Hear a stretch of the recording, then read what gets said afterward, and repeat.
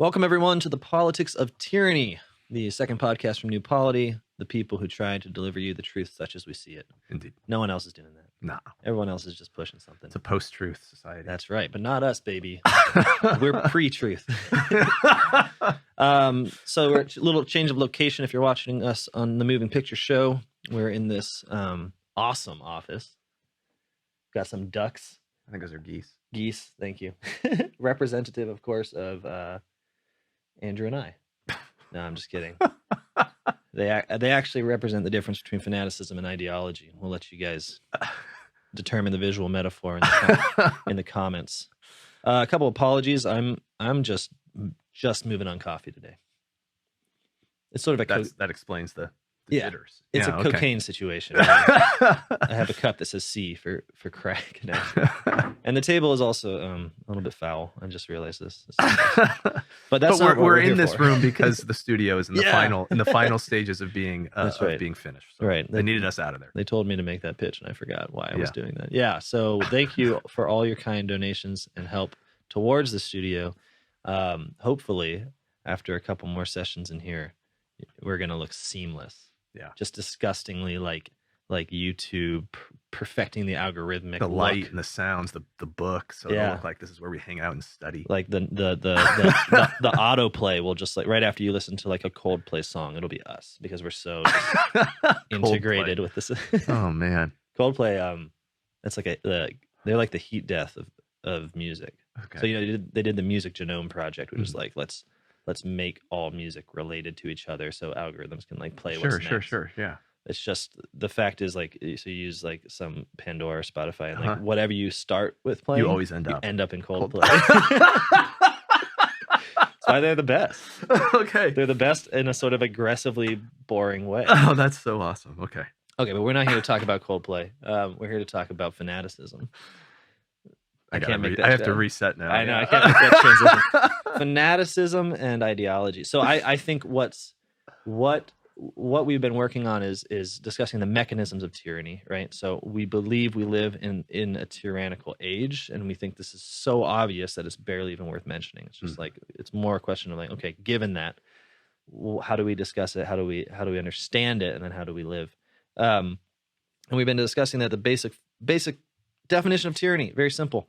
Rule for private gain. Right. The use of power for self-interest would be another way of putting it. Right. And that this doesn't just affect the guy or the guys or the gals at the top. It becomes the very structure of society. So the very way in which a tyrant becomes a tyrant is by other people participating in this tyranny by keeping their heads down and working for their own private gain within a society. For the very obvious reason, just as a sort of recap, that if you have a population that is not self-interested, they obviously will not tolerate a tyrant. Yeah, because they're after common goods, and the tyrant's not, and so they destroy him. He never gets to be the tyrant. String him up by the flagpole. Right. Yeah. So, sorry, I was just getting this. Never mind. Meet me at the flagpole is like this high school thing. Yeah. We did. Anyway, I was just imagining stringing up a tyrant during that. Not the point. Okay. The point is, there's mechanisms of tyranny, right? That mask this drive towards private gain and allow sort of sweeten the bitter pill of the tyrant.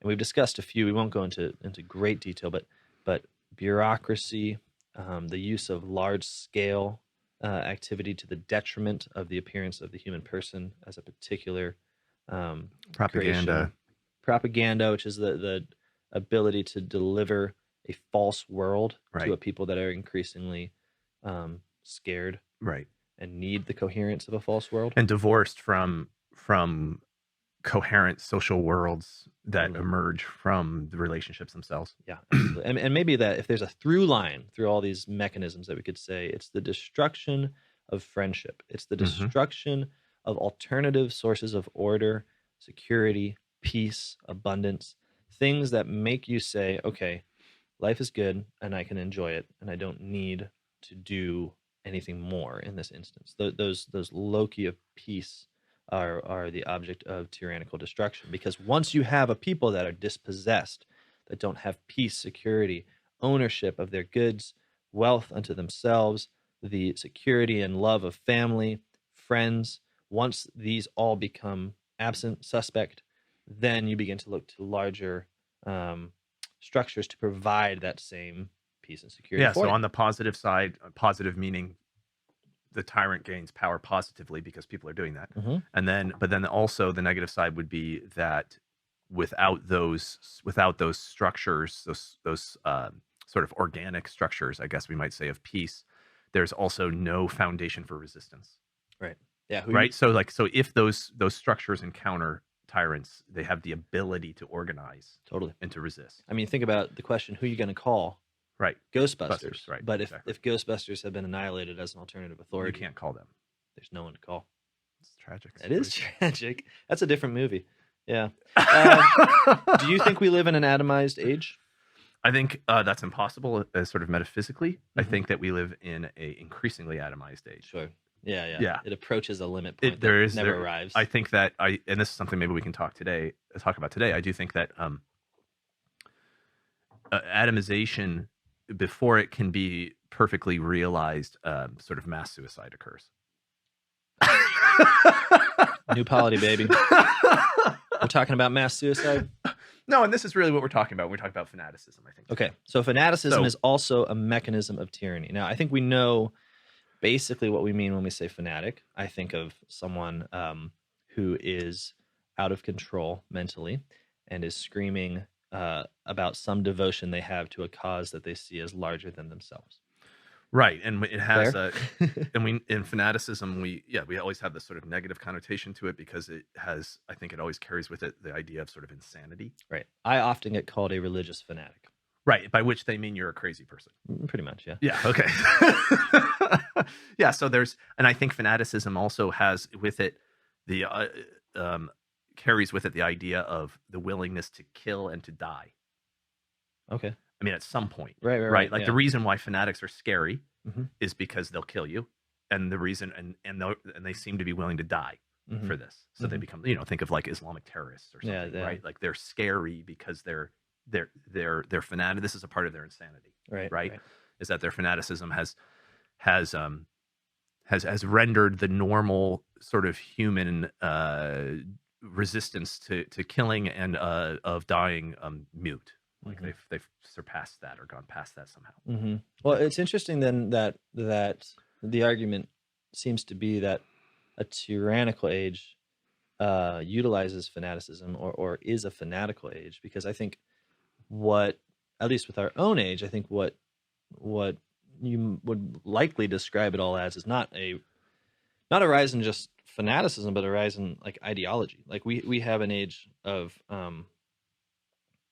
people taking sides, Mm-hmm.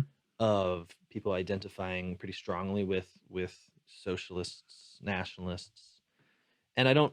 Yeah, any number of things. Yeah, Right. So and then we often hear this, right? Like I very often encounter people who say we live in an increasingly ideological age. Mm. Look at Totally. The corporations have become ideological. Right. Everything's They're all ideological. woke. Everything is, is anything not ideological anymore? Is anything, like, people say these sorts of things, and Sure. I think that's a mistake. I think that they're not. This is an ideology that we're witnessing. Interesting, because I think it's not just the nail biting liberal that's worried about everything becoming ideological. I also hear it like, think about a common Catholic description of the transgender movement is to call it all gender ideology. Right. So there's Yeah. definitely an impulse within the church to label. Yeah, and some of this becomes semantic, but I do think getting Sure. our language clear maybe can help us analyze the Okay. situation. So I think that it's a mistake because ideologies. I think for the word ideology to have meaning that is useful to us, we have to isolate it in some way. And I think that what it means historically is the attempt or the ability, the attempt to construct a sort of ideal world or a Mhm. thought world, right, where all the pieces fit together Mhm. and there's a coherence to this intellectual construction, and then the idea that now the real world must be conformed to it. Yeah. Right. So ideological, there's still within the ideological framework the idea of the coherence between reality and ideas. Mhm. It's just instead of in the classical Christian understanding, which is that we gain our ideas of truth through reality. We live Right. in the real, and by living in the real, we come to know what's true. Mhm. The ideologue reverses that Yeah. and says, I know what's true. I have Okay. a system of truth. And now it's imperative that I conform the world of experience to that truth. You know what I think of, like, as for me, a prime example of the ideologue then is the liberal. Yeah, And absolutely I'm not right. trying to be mean because there's others, right?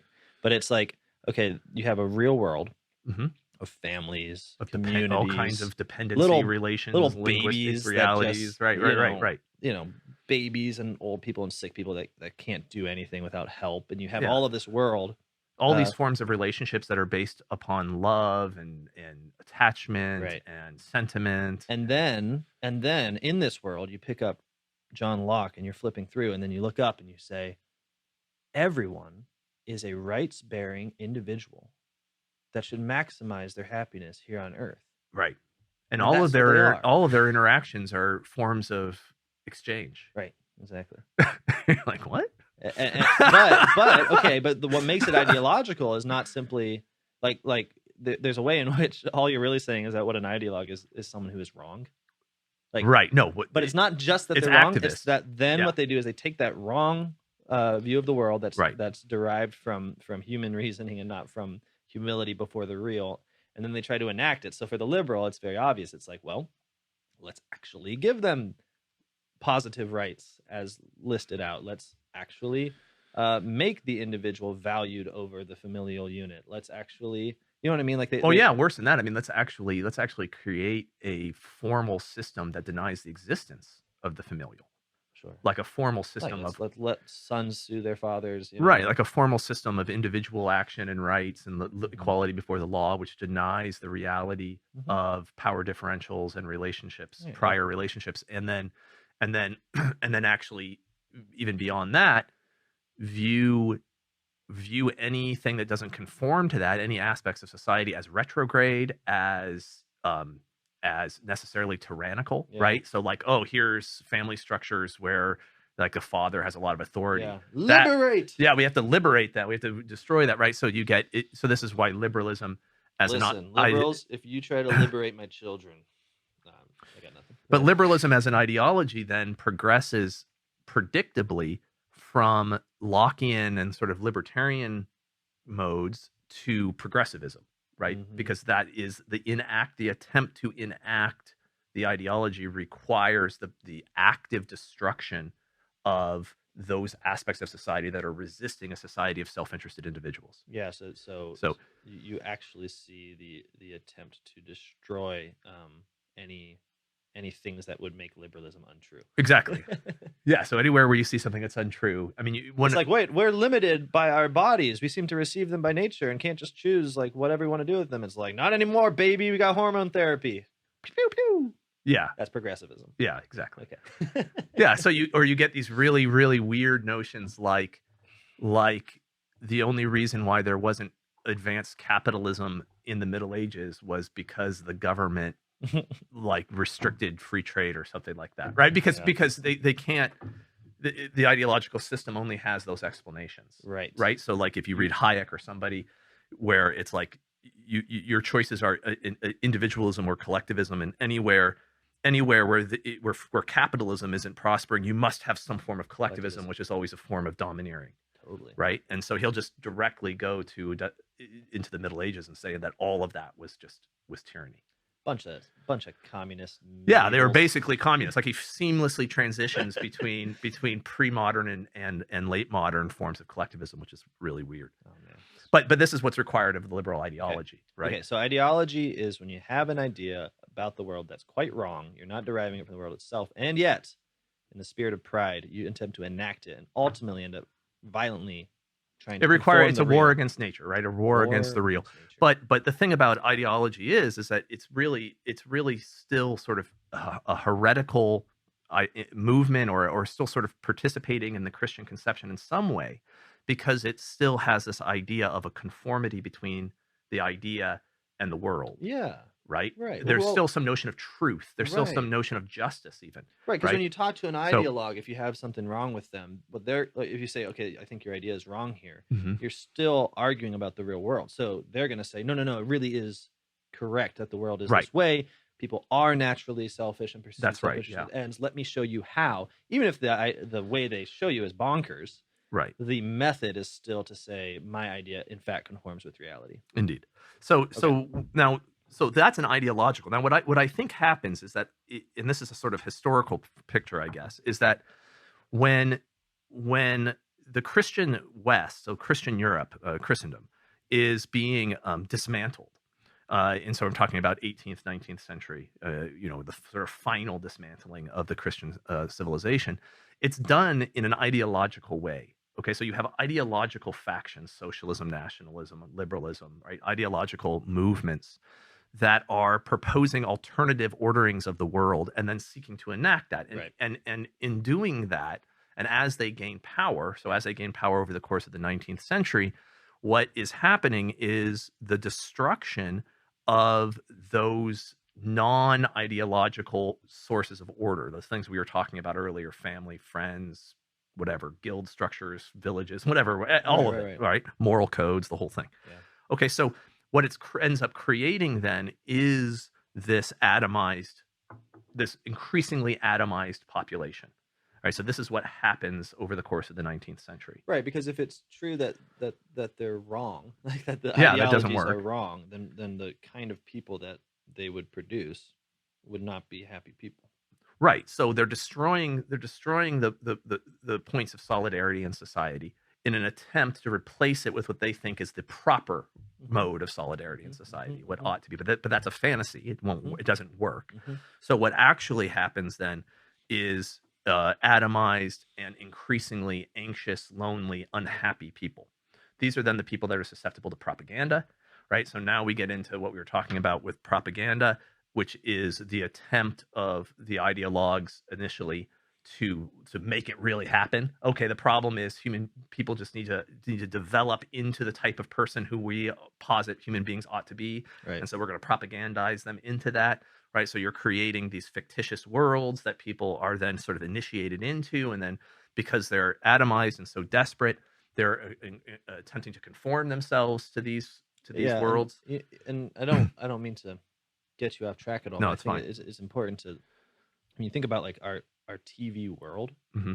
I mean, we have these ideals within, I would say, roughly what you might call liberal progressive ideology. We have a certain ideal, and we can't achieve it in reality. Right. We can't. Um, but what we do is we create a propaganda regime that achieves it, and then That's we right. we look at the propaganda. So what I mean is this: it's like we really want some good things like racial equality, right? Hmm. But we look at the world and we're like, oh, people aren't actually like that. Look at this history of racism; it's horrible. So we create like historical TV shows where we just have like complete equality, and it's just like we're gonna make history look like that. And then, It's so weird. or you think about like we want equal rights between men and women, or we want like an equality. So sometimes the real progressive thing is like actual equality, not Right. just like equality of dignity or something. And so we just make TV shows where like that actually exists. Exactly. Yeah. Yeah. Like women, Women, women secret agents beating up men. right? Yeah, it's Things like awesome. that. It's And you so and you, cool you the way watch it they're so like often, ninjas. Yeah. But it's like in the real world, of course. I mean, right? that's not the way the real world But works. but it's but that's what's horrific about it, right? Is you create a people who are attuned to a false world that achieves the ideology. Like it's all Right. achieved there. Look at That's that. right. Everyone's equal, And then equal how powers, and then in equal. the world, you think about the world of our propaganda where it's the obviously the sort of basic unit of society is the mature, Mm, self-sufficient, unattached individual yep. who's satisfying his, has his friends and his job and his things and is doing stuff, and is neither is anyone dependent on them, and they're not dependent on anyone else. Right. Right. Right. That becomes the character of all of our All of it. all of our media, You watch. You right? watch. You watch him, and then when you compare your own life, and this is the reason why I wanted to pause on this, is because sometimes we can say like atomization as if it just somehow happens. But what I Right. mean is just think about this. You look at a world, and increasingly at least for Americans, we spend most of our days looking at screens. Most of our waking hours are consuming media. Yeah. Right. Looking at this world. Right. In which the progressive liberal regime has achieved itself in this propaganda world. Right. Right. So we watch that. We watch that. We watch that. Yeah. And then we turn to our lives. And it's not that. It's not that. And you think about that liberal. And so that's what I mean by atomization, by the loneliness, it's the failure. That's right. Of the world. But why does it? But we never, psychologically, we don't make this connection that it fails because the propaganda is a bunch of BS. I mean, sometimes you do, and that's a great relief, right? Mm-hmm. But what we tend to do is it fails because something's wrong with me or the world, right? So like one aspect of the propaganda world is that everybody's happy, right? So like, think about how like TV shows during COVID don't have anyone who's suffering COVID. It's like we watch shows of people without masks and without like the fear of that, even though they're like contemporary. They're like their shows about something happening now. Yeah. Or you pointed this out, so I'm just gonna steal it because that's all right. I like it. I like the idea of it coming from me. Okay, is that you can have it? Thanks, dude. So like in whatever Netflix show or whatever, whoever's making shows these days, that we consume constantly, it's like no one's on their phones in the shows. Right, yeah. Because you can't have shows about real life in which people actually live the way we do, because then you would just be watching people watch things. Yeah. And then it would become this infinite reflective thing where you're watching people watch things, right? Yeah. It'd be like this mirror like situation. We could watch over their shoulder. And whenever they try to do this, right, where they have like people like in spy shows or like Sherlock was doing this, where they're like texting and you like see the text there. I mean, it's so lame. Yeah. But what I'm saying is like the world is actually delivered in such a way that if you believe it, you can't explain, or it demands an explanation for why your world is so sad. Yeah. So why are you not happy when all the people on TV seem happy? Totally. Why are you not happy when everyone in the commercials seems happy? Yeah. Why, and this can be confusing, I think, so we think, oh, look, you watch the stuff, everyone seems happy and high functioning and independent and all this. And then like suicide rates are way up, drug abuse is way up, alcohol abuse, like to such an extent that our life expectancy as a population is declining for the first time in 150 years, right? And that disconnect, right? That disconnect is, I think, where we start to see the emergence of fanaticism here. Okay, because go ahead.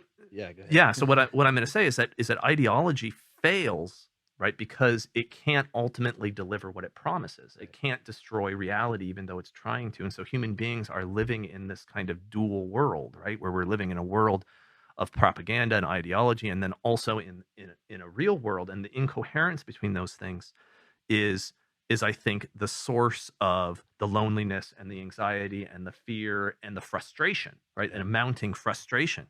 So one of the things that I think that can happen there is this opens a possibility for the tyrant, this situation, because the ideologues are struggling for so many decades to do this, and then at some point, the ideologues themselves, or the people who maybe are more perceptive than the ideologues, the sort of post-ideologues, realize that this disconnect itself is an opportunity for power. Okay, because what you can say is, well, why do you not have the happiness that is on TV? Because of those people. Why do you not have it? Because we still have this real power structure that's keeping you from having it. Why is the world not making sense to you? Why are you alone and afraid? Because there's actually these huge powers that are arrayed against you, right? That we need to finish the revolution, or we need to complete this process. We need to eradicate these forces that are keeping this perfect world from becoming real. Right. It's never that the ideology itself is wrong.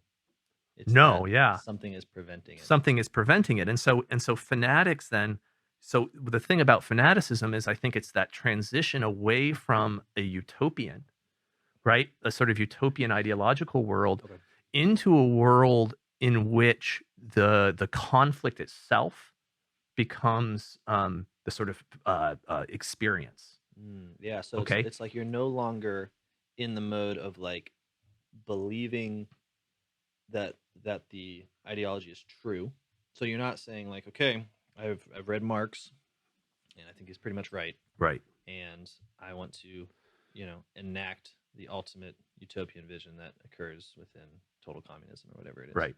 So like that's not even a part of the fanatical equation anymore. It's like No, the fanaticism. So the fanatic himself, I think, truth is no longer relevant, sure. right? So what is relevant is making the pain stop. Or another way of saying that is winning. Yeah, yeah, yeah. You know, achieving peace somehow, achieving Belief. some dignity somehow, please some form of some hope in my life, something. Yeah. Right. And and that then becomes the end. And because of that, the truth becomes inconsequential. Right. Totally. So the fanatic will become wants to be on the winning side. Right. And the fanatic is unconcerned about, I think, ultimately unconcerned, maybe at a subconscious level, about the sort of intellectual truth. Right. This is the reason why they'll essentially believe anything. Right. Yeah. Right. Anything that the power that they've aligned themselves with tells them is true. Right. Any enemy that the power that they've aligned themselves with, any enemy they point to and say that's the enemy, right? So is it They'll that believe it. there's a relief in this, because if the world that's supposed to exist isn't your life, and then what the turn to fanaticism is saying, well, it's because there's an enemy that is preventing this world from actually being your life. That's right. Yeah, there's an enemy, and because Then the political, like your political consciousness no longer becomes like, how do I actually believe and enact the positive world that I believe is possible. You're not even concerned with that anymore. The political consciousness itself becomes, how do I win over the enemy? right. Gotcha. So fanaticism, you're saying, is essentially enemy oriented. It's not like Right. It takes on, I think that it takes on an essentially enemy oriented form because the enemy becomes a monster. Okay. So if you're living in the propaganda world, that's your world. Well, who would oppose that? right, totally. Right? Who's making that not happen? Yep. Well, that must be a crazy person. It must be not really a person. It must be, I mean, they become monsters. Right. Right. So I think you see this on. I mean, you could use like the right and left right now as obvious examples, right? Right. Like, so for the sort of Trumpian "Make America Great Again" crowd, they're watching the propaganda of, essentially the 50s or whatever. Yeah, their like, side. Yeah. right. No, they have their Yeah, side's yeah. propaganda that's Right. saying like, okay, this is the world of like of order, of law, of Love of country, love of family, happiness, right, right, prosperity, economic prosperity, the whole America's thing. great. Yeah. You would have to be just a demon to oppose this. Yes. Like, what demon doesn't want a prosperous country? What demon doesn't want? And they say this. They'll actually go to it. So they'll say, well, because the other side are communists, and the communists are destructors in their nature. They take pleasure in the chaos and the destruction. Right? They're monsters. That's the take. And then on the other side, just to be fair to everybody, right? I think it's more pronounced on the other side. Oh, I know, they're the worst. Yeah. But I wanted to get in our like jab at the right so that we can justify our more extended jab at the left. That's because the left are more properly the perverters of Christianity. I mean, it's somewhat what makes them sympathetic in some ways, but we don't need to talk about that. Okay. The point is that the left, have a world of, where the only opposition to that world would have to be because you hate someone, right? Like, okay, you want equality between the sexes or something. So the person that doesn't want that must hate women, right? So it's like hatred becomes the characteristic passion of the other side, right? But that means that there's no, what's gone is any thought of like, well, they were probably also trying to achieve like a true coherence between an idea and the real world, and then they got it wrong. Right. There's no sense of that. No. Your opponent is, like I said, your opponent is a demon, not a human being who's making a mistake. Right. Right. They know that they're wrong, and they want to destroy, the utopia. Yeah. So you're living in this. I mean, I think it's really important that we get the psychology of this, right? Because that way of viewing the world is crazy. I mean, the fanatical way, because we all know that that as soon as we actually get into the room with another human being and start talking to them, we realize they're not a monster. Yeah. Right. Yeah. So the idea that we're positing other human beings as monsters is already dependent upon a real psychological disorder, social disorder. Absolutely. Right. So we've been isolated from each other. We've been sorted into these demographics, that propaganda has sorted us into, and we've conformed ourselves to those things. We live in worlds that are incoherent, lonely, and scary. And so we try to figure out why and find the enemy, right? And are given the enemy again by the propagandists. But they find fertile ground in our already sort of mental disorder. Absolutely. Yeah. Right. So that's and so they are capable. The tyrant then is capable of of using fanaticism, so positing this enemy. Now, the thing that's crazy about this, or really interesting, is that the tyrant then who does this, who makes the switch from ideology to fanaticism as a tactic, then encounters the problem of the lingering ideologues, right? Because the ideologues believe in things, right? So historically, we actually see this occurring, right? So the Bolsheviks, ideological communists, socialists take power in Russia. The ideological warriors, the Red Guard, the fighters who overthrow the Russian government and win the civil war. And then as soon as it's established and they start transitioning, and we can talk about how that happens because it's a big process. One of the things that has to happen is the purging of the ideologues, right? Because the ideologues are a threat to the tyrant's power, right? Because they might think he's wrong. Right. So they just demonstrated that they're willing to fight for truth.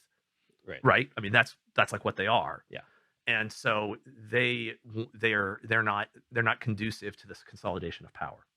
Absolutely not, because they at any point might. I mean, I'm thinking of like the Bolsheviks might say like, no, you don't understand, like true communism. Right. You're wrong. Yeah, exactly. What you get within the original Bolshevik crew, yeah. Right? And so they turn on each other, and then they start fighting each other, and so ideology becomes it becomes itself a problem for the tyrants, even though it was necessary for the original I think assault on traditional society. Like you had to have an intellectual system that could sort of justify and coordinate the attack on the traditional order. Because people want truth. and the traditional order is ordered towards truth, and so you have to replace it with another form of truth. Did the Nazis do the same thing? Yeah, so the Nazis had a similar problem. The Nazis were a little bit different, I think, because what happens in Germany is in after World War I in Weimar Germany, you really have the creation of this sort of disordered, atomized, desperate society, and it starts moving into various fanatical factions. So you have the communists are a very real fanatical faction, and the response or the rival is the Nazis, right? Various forms of fascism, but ultimately Nazism.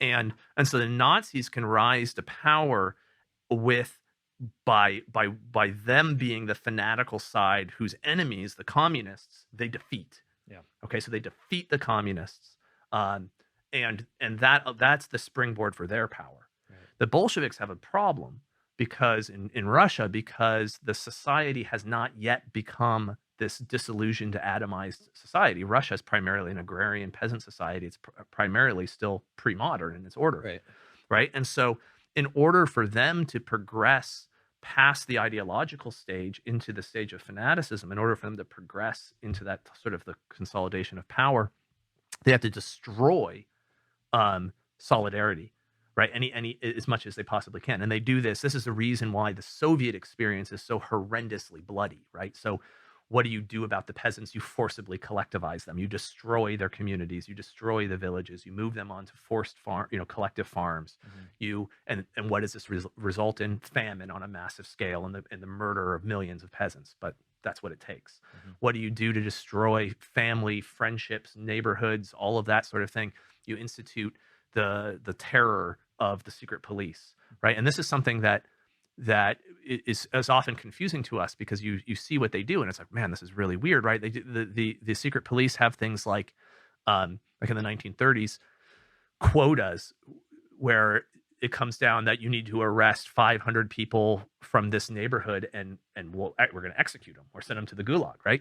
And it's like a quota, just like which 500? Well, it doesn't really matter which 500. Now, why would the Soviets do that, right? Like, why would the Communist Party initiate regimes of indiscriminate terror? And what you have to understand is that the indiscriminate terror is the point. The point is to create a world of incoherence, a world of terror, and a world of chaos, and a world in which you can't trust anyone, right? That you better not make eye contact with your neighbor because you never know when he's going to give your name to the secret police, and the secret police have to compile a list of names every week. And so anyone who gives them a name, they'll take it. Right. They don't care whether or not you're like innocent. And so the destruction of solidarity, of any sort of networks of solidarity, is the creation of this atomized world. And because they didn't find it already made by liberalism, right, they had to force it into being, which is the reason why it's so horrendously bloody. The Bolsheviks produced the atomization that we already, like, for Germany, but also more generally Western Europe and then the United States, experienced already by a slower process of industrial capitalism and liberalism. Exactly. To us, like, we already moved everyone into the factories. We already put the cities. We already privatized all the land. The agriculture was already commercialized, like you're saying. This is already, the family's already been undermined. Communities' solidarity has already been been destroyed, right? So you have this sort of, and they're explicitly doing this, right? The communists know they're attempting to speed up history. Right. Like, history needs to be sped up because they have this whole, by which they mean what happened there. Literally. Right. Because their whole story is that there's these stages of history, and you don't get to communism until you pass through liberalism. Right. And well, Russia never passed through liberalism. So we got to do it. So we got to fake the consequences of liberalism in order to skip straight from the feudal to the communist. Right. So that's what they're attempting to do. Similar thing in China, the Cultural Revolution. And what Mao is doing in China, also why tens of millions, if not hundreds of millions, of people are killed. I would just say that it's a sort of, there's a certain higher temperature to that take, because because usually communism and liberalism are opposed. But what you just said, just to be clear, is that in order to have communism, the communist regimes actually just did liberalism really fast and hard. Well, that's what they were at least in its consequences, right? That's what they're trying to do. I mean, it's not like that's an analysis on my part. Like, that's literally what they say they're doing. Sure, yeah. Right, and it's also true, right? So like that is what's necessary. Sure. So this is something that if we look at the encyclical tradition, Pius XI calls out in the 1930s rather clearly that the totalitarian regimes that were rising, fascism and communism, he very, very emphatically and with really hard language says, is only possible because of the ground clearing that liberalism performed. Gotcha. Only because of the creation of the atomized, desperate masses is socialism or fascism rising. I mean, he just says this. Right, because then they'll believe anything, not because they have discerned the truth of socialism, nationalism, fascism, but because they are scared and lonely and need to be attached to something that gives them security and peace and belief in the future. Yeah, and I think that there's in human nature. So the ideologues and the tyrants have a very pessimistic understanding of human nature, right? So human beings, if you look at someone like Hobbes, John Locke, whatever, doesn't matter, Marx, human beings are they posit that human beings are in fact self-interested. So they already maintain that human beings are tyrannical. Yeah. Right. And so but that's not true. So the move into fanaticism is weird, right? Because in a sense, it's a move into martyrdom, a form of martyrdom, right? Like, the fanatics are willing to die. And that would be a confusing thing for a tyrant who was still an ideologue. Sure. Okay, because they're all self-interested. They're all self-interested. Why are they willing to die? It doesn't make any sense. Right. And I think that the move into fanaticism then becomes cynical, because now you're preying upon human beings actually not depraved nature, fully depraved nature. So now I'm desperate, I'm lonely, I live in an incoherent world, and I'm willing to fight the bad guys to make that stop. Right. I believe in good and evil, and those guys are evil, and I'm good. Right. Which is not a part of the ideological systems. Right. Like, they don't have that kind of. In fact, all the ideological systems, maybe forms of nationalism, are a little different, but at least the rationalist ideological systems are materialistic and devoid of morality, right? I mean, that's sort of the idea. But the fanatics become moral Yeah, fanatics, totally. right? Um, and so it becomes, I think it becomes an inevitable consequence of ideology to the extent the ideology is realized socially. And fanaticism is like a stage in ideology. Like this is what happens. Mm. But the tyrants shift and become cynical, right? They know they themselves are no longer ideological. Right. And this is an important. So I think we see this. It's weird. So if you look at European history, is a good example for this process. Okay, so we've already sort of talked about how it starts out as a Christian civilization, which is then attacked and systematically dismembered through ideological moves, right? Ideological, political, and military moves, and then that collapses into fanaticism. All right, so it transitions into fanaticism, especially in the early decades of the 20th century, which then culminates in the Second World War, right? And we tell this story about the Second World War, right, where we are, us in England are like these major players, and that's true, right? But it's a little bit. We're telling the story in a somewhat distorted way because of who we are, right? Like the real story of the Second World War is the war between fascism and communism, Right. right? I mean, the real war, the biggest war that ever happened in the history of mankind, is the war between Nazi Germany and the Soviet Union. Yeah. Right. The Eastern Front is the war. Yeah. Right. Okay. So, and the Western Front doesn't even open up until the very end of the war. Right. And it's this is a war, between fanatical societies that require each other as the enemy. Right. And they're fighting to the death. Right. This is the thing about the fanaticism. Right. It's a mass sacrifice of human beings in this attempt to build some sort of coherence to the world. Desperate attempt, I think. And that's the thing about fanaticism is sometimes I say things like I talked about suicide earlier, and that sounds maybe extreme, but I really think that often fanaticism is the sort of last desperate gasp before suicide, which is the reason why you're willing to go all the way. Right. Well, you're essentially creating the alternative to it being the case that the enemy is the only thing preventing you from not achieving the utopia, the good world. Right. Is that there's nothing for you. There is no good. Like it wasn't the enemy. It was. Yeah. No, that's right. Yeah. So life's not worth living. Life's not worth living if you don't win. Right. And this actually, the fanaticism. I mean, think about like the actual mass suicides that occur when the Nazis lose, for example. I mean, like they actually do this, right? Right. Okay, so now what happens, of course, is that the United States, so England is sort of hanging out on the edge, kind of like refusing to surrender or whatever, fighting their air battles, and then the United States comes rolling in, and the thing that's really weird about this historically is because we can you start plotting these like historical paths and like, oh, look how we're moving from ideology to fanaticism, and then we get the Second World War, which makes sense. But then you have this like massive outsider force that comes in, and that is in a lot of ways, I think, less developed, right? Like we're very economically powerful, but historically speaking, we're really liberals. Yeah. And so still, we're still ideological. We're structured ideologically, right? Absolutely, structured ideologically, which means, I mean, the thing that we realize here is that part of a precondition of an ideological regime is that the society as a whole has not yet been ideologicalized.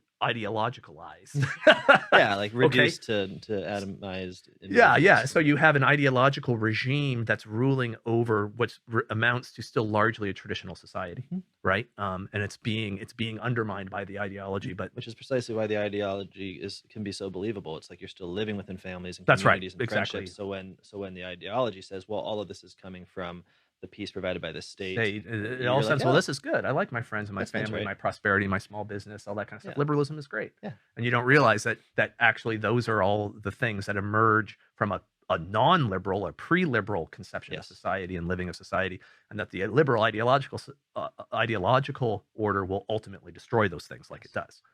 Okay, so So when the United States enters in and wins that war, Yeah. right? It sort of and extends this liberal hegemony over what was once Christendom and had descended into fanaticism.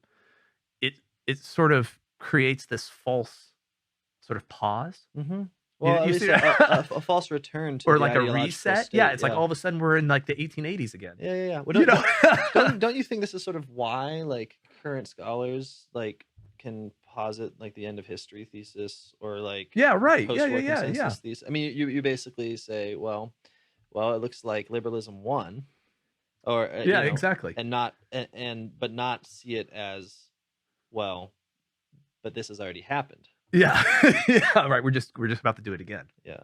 Right. So that's the thing, right? Is so the descent into the ideological conquest of society, the liberal conquest of society that has been occurring over the last 60, 70 years. Right, and that becomes what Europe does. It eventually becomes what Eastern Europe does. We're moving back. We're moving into, I think, transitioning into an increasingly fanatical phase. So that ideological pause is over. It's transitioning, and this is where we get things like where people are all upset, say, about like woke capital and Bank of America is funding Antifa and BLM, and this is so weird and confusing.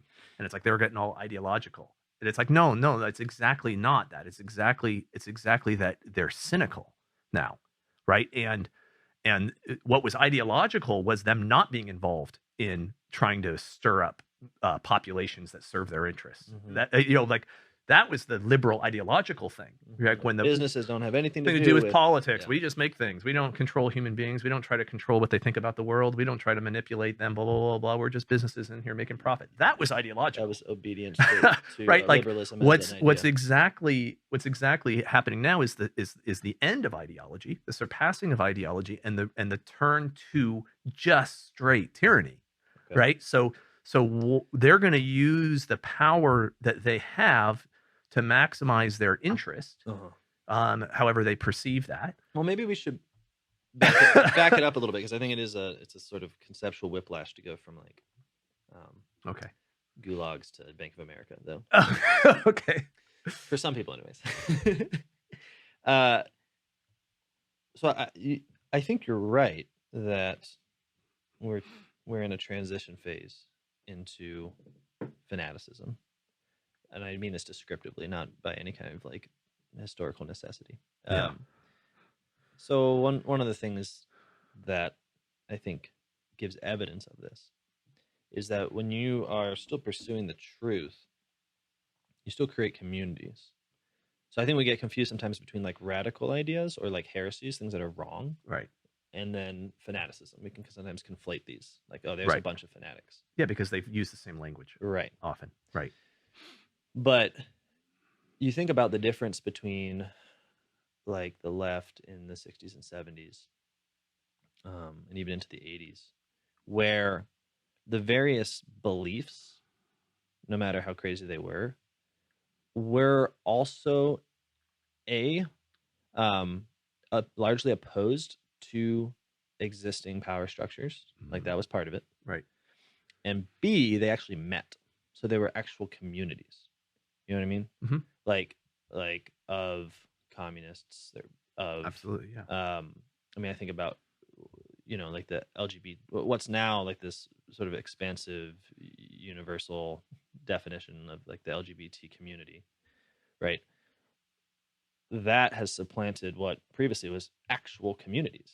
I mean, I'm talking like, no, that's right. Yeah. Like, how are we going to satisfy communism? How are we going to make it happen? Well, we better get together and start a commune. Right. Absolutely. Yeah. We don't even imagine like doing things. Yeah. And what's really telling is that when we think about that, we actually see it as something past. Like a commune is something that happens in the 60s and 70s. In the 60s and 70s, right. Well, you think about what a commune is, it's actual belief. I mean, it's not, I mean, it's actual belief, and then the pursuit of it within friendships, so that it is an actual, however wrong-headed it is, right? It believes in itself, and it's actually trying to attain a world in which it's coherent. That's right. Yeah, I mean, I think the whole 60s ideological movement, is characterized by this sort of behavior. Right. But now what do we have? So now we have an atomized population that when it says it believes these things, it means it as a kind of form of identity that doesn't involve any actual development of a community, any pursuit of truth. Um, well, I think there is still some of that, but Well, it's not complete. Yeah. well, but what I mean is like you have the kind of geographical uprooting of any particular place, peoples that are actually a threat to the social order, and instead you have the kind of, well, it just becomes things we believe now, right? Like, Yeah. you're a Yeah. member of the LGBTQ plus community. Where are they? Everywhere. Yeah, Where do they work? Everywhere. right. Where do they? What institutional orders, social order, like power structures, authority structures are they a part of? All of them. Right. And who are the bad guys? Where are they? Everywhere. Everywhere. Yeah. Where are they? It's Yeah. You know, I mean, it's not. Yeah, it becomes. I think what you're getting at is that these become conflicts. The move into fanaticism is a move into that fictitious world rather than into the real world, right? So like, Right. your identities become not. Your identities become like almost by design, unlocatable, like the actual group. So it's like the way the Nazis. And I'm going to go back to the Nazis. And this is an analogy, okay? I'm not saying anyone is a Nazi. Okay, so but like the Nazis, when they begin in the 1930s, they have to say things like, when we're talking about the Jews, well, we're not talking about, I know your neighbor is a Jew and he's a nice guy. We're not talking about him. We're talking about international Jewry, right? And you have to like move from, because people still have personal relationships, and you have to say that's not what we're talking. We're talking about this other grouping, right? But then as the tyrannical regime progresses, you don't have to do that anymore because you've destroyed those relationships, right? And so now you can just talk about all Jews, and that's fine. You stop with this sort of clause because you don't trust your neighbor anymore, so you don't have a kind of point of resistance. Exactly. So now it's like, if Christians are evil, you no longer have to say, I know you have like these friends of yours who are Christian and they're not totally evil, but there's these other. You can just, at some point, you can just say Christianity itself is bigoted and evil. Right. Right. And that's plausible to these people because they don't know any Christians. Right. Well, because they don't know anyone. They don't know anyone. I mean, I was looking at right. I forget the study, and I hate not remembering citations, but it was basically just analysis of how many close friends people had in the past versus now. I mean, it's wild. Oh yeah, but you think about the way you're talking about those identities. Yeah. Right. So if the modern atomized world makes you lonely, it makes you anxious, it makes you afraid. Now you identify yourself as a member of some identity whose identity is that we are lonely, afraid, and anxious because this big bad world is mean to us. Absolutely, yeah. Right? That's just a way of explaining your condition, right? And of making you now susceptible to command. Okay, because now you said, okay, I'm a part of this group. That's not a real group. It's spread out all over the country.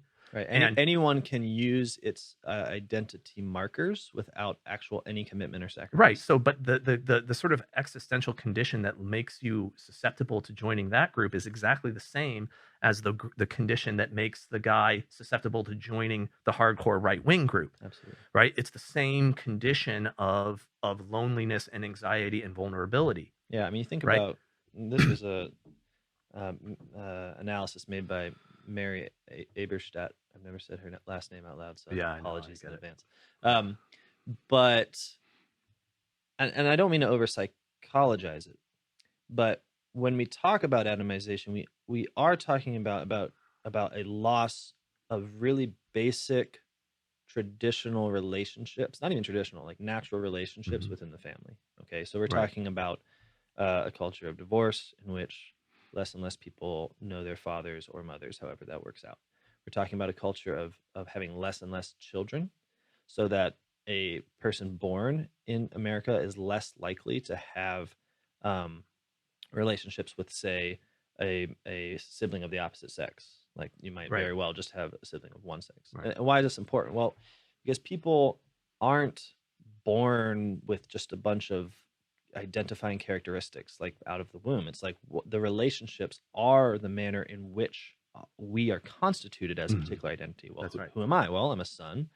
I'm a brother to a sister. I'm also a brother to a brother, and I'm a brother to this sister and that sister Right. and this brother and that, so like the degree, and it's not just a numerical thing, right? Because obviously it's that these are relationships of love and trust and fidelity. Like obviously you can have all these relationships and still have isolation and trauma from being it being a bad family or tyrannical Sure, of family. course. In fact, it's exactly what makes it the locus, the point of the ultimate good, that also makes it the place where ultimate suffering can occur. Right, and I would just Right. say There's nothing that worse than an abused child, for example. right, absolutely, No one more miserable. and our regime, I think, is simply achieving structurally what would otherwise be achieved by like a real direct personal sin of like abusing a child. It's like, Abusing. Yeah. We're all abused children. right.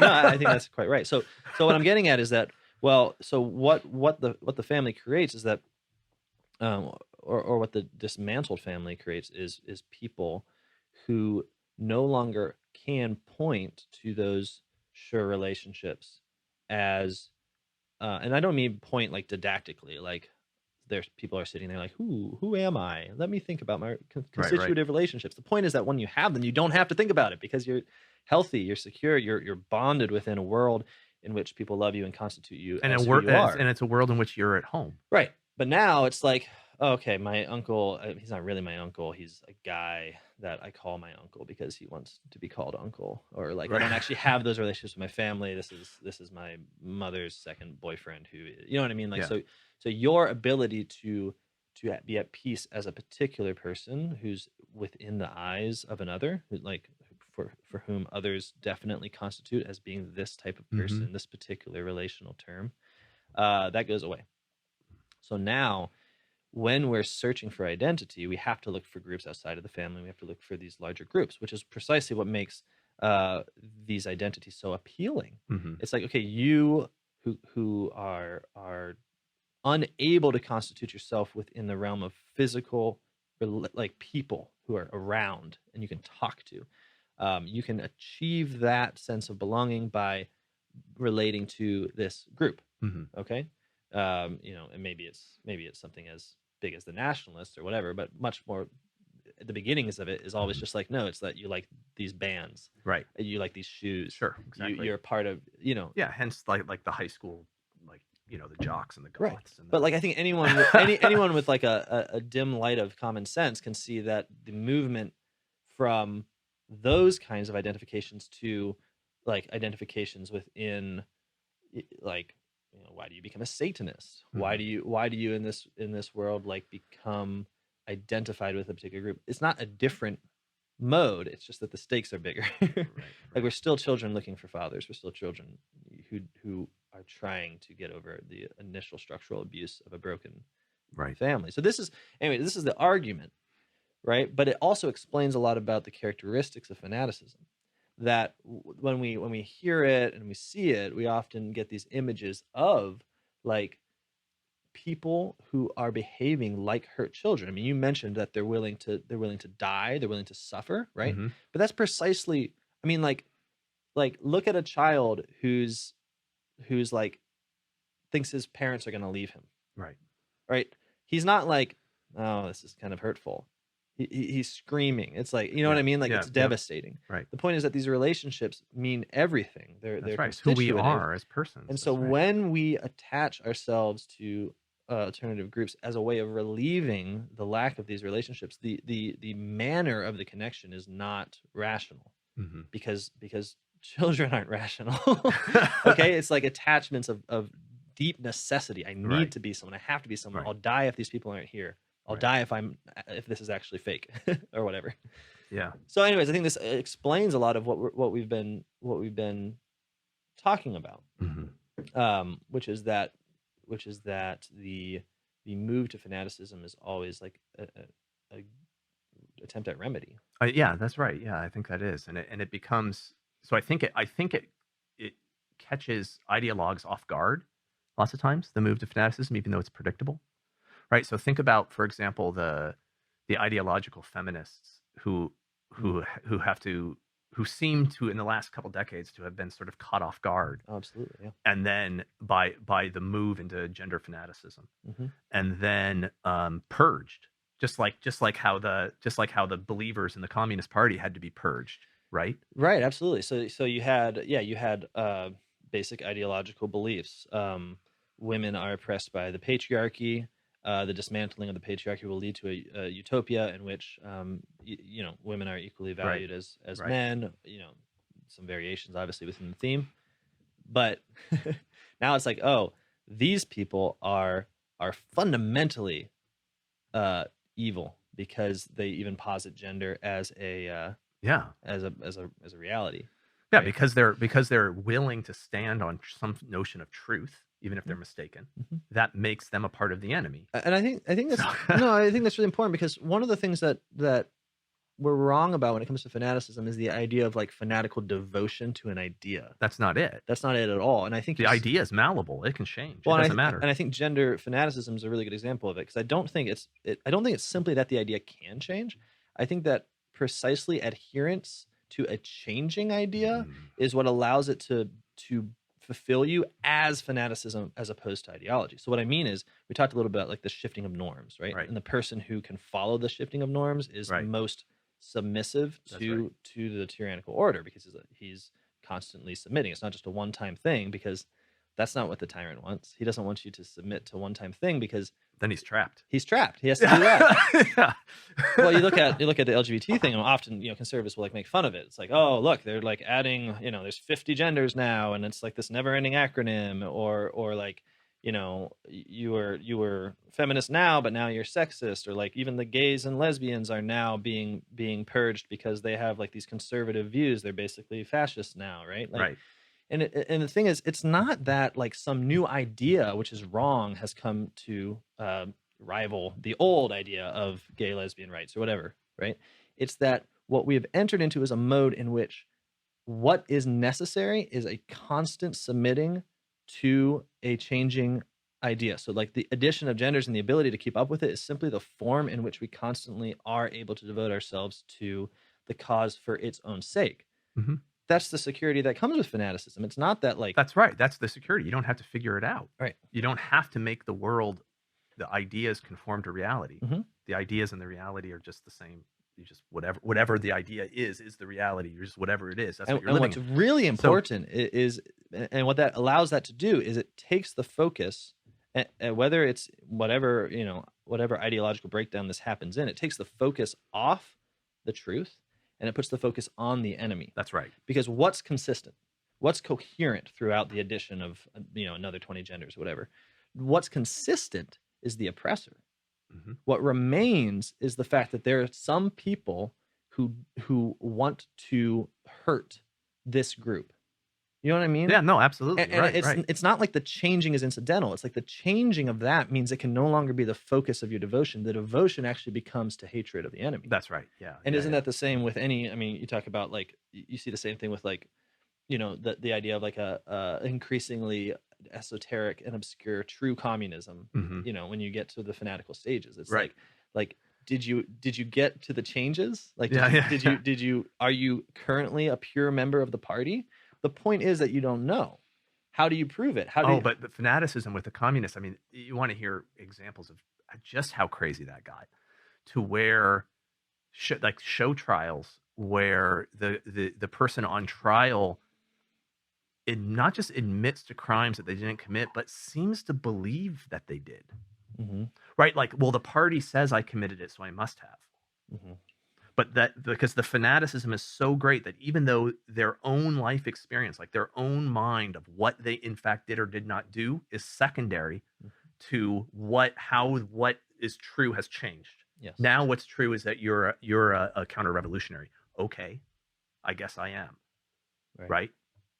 So now I will suffer whatever consequences the party.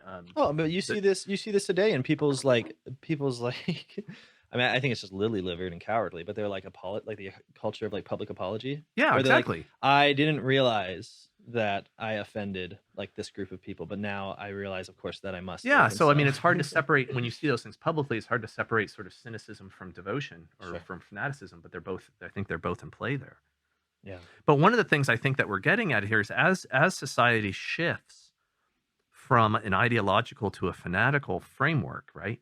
Then the sort of political situation becomes one of incoherent fighting, right? Where they're not, people aren't actually fighting with each other, right? So what I mean is, we create this illusion that like the right is fighting with the left, but I think in fact the right and the left almost never speak to each other, right? Like what's actually happening is the right is motivating its people into a fanatical opposition to the left. The left is motivating its people into a fanatical opposition to the right in a bid for competition over who's going to be the tyrant, right? Sure, I think that's probably going on, but it's an illusion that there's actual argument going on. Absolutely. I think that argument is almost not going on at all. How would you argue with a monster? There's nothing to argue with. You just have to destroy them. And I think this hasn't been the turn in conservatism recently? Yeah, I mean, I think so. I think that, you know, the one of the things we've talked about this before that's problematic is that I think fanaticism is dangerous and terrifying, but I also think the ideologues are wrong. Yeah, right. Right. So the fanatics have turned on the ideologues, and I don't want to. Sometimes I feel like I get myself in a position where it seems like I'm defending the ideologues, but I'm not. Yeah.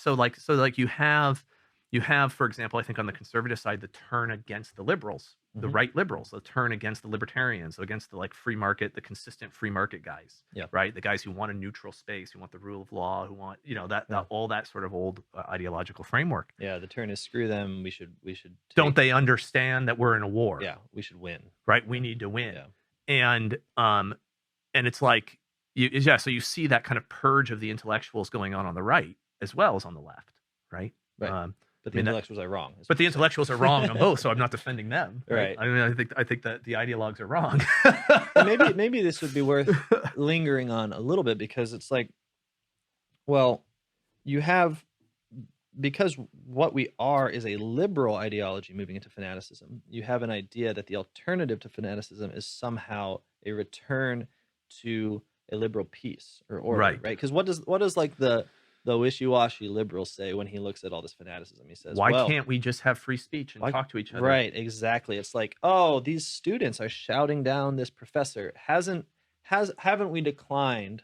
Right. Like, shouldn't we have these fair debates where we hear each other out? They don't understand that we've not regressed, we've progressed. Yeah, we've progressed deeper into liberalism. That's the reason why, like, progressing deeper into liberalism, playing it out, is where we get to the point where someone says your speech, your inappropriate speech is an act of violence. You're a monster, and when you say those things, those ideas that you're articulating, people are dying. Yeah, you're a murderer. You're a terrorist. You're a terrorist. Yeah. Right. That is not. Yeah, that's a progression. Right. Of the ideology past its failed contradictions. You know. And I think, just to point to maybe a glimmer of hope here is that it doesn't have to be this either or between like a reassertion of the ideology or an embrace of fanaticism, because what's missing in both cases is truth. Yeah. Right. So like, and you mentioned this, like when you actually get someone in a room and you're face to face. Yeah. Anytime you do, it happens all the time. We have these big street festivals here in Steubenville, right? That you're so awesome about organizing, and you show up and it's like, oh, we're living in an ideological polarized society where everyone hates each other. And there's thousands of people who I don't know, big crowds. I know lots of them, but lots of people I don't know. And it's like, wow, we don't seem to be killing each other. Yeah. Like, here's a big group of people. It's like when you, So anyway, the point is when you actually get into a room with someone. Right. But the point is that it's the actual communion that's established there that allows for a return of a common pursuit of truth and an acceptance of the person, not as a monster, but as wrong in their pursuit. It's like, but you give the example, we're on the street and, there's guys that I know are just, I think, really moronic Democrats. But the point is that I can, at that point, understand them as being morons, not as being monsters. Yeah, exactly.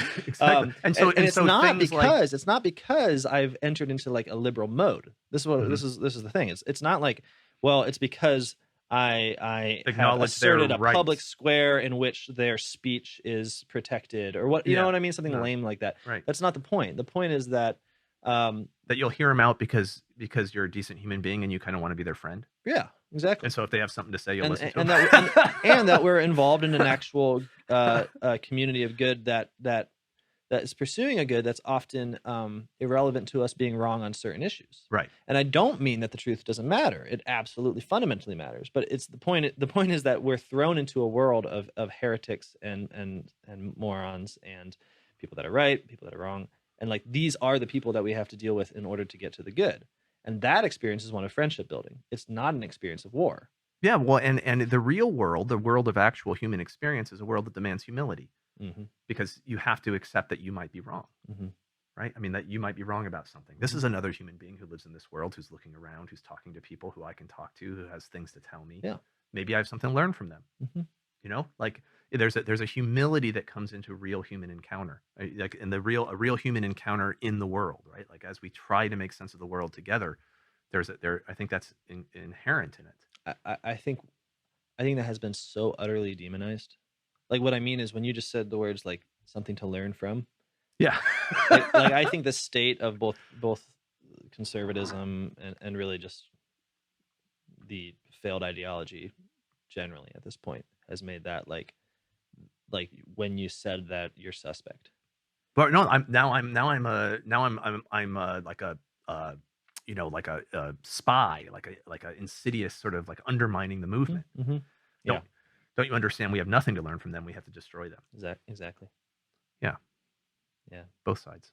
Yeah. Totally. Say that. Totally. Well, because they and mention must be made, of course, of the elephant in the room, namely the fact that the fact that the very technologies that are accruing wealth to our tyrants are also making sure that most of our interactions are in the mode of fanaticism, right? Because if you like we ask this all the time, like why are people so mad on the internet, or you know what I mean?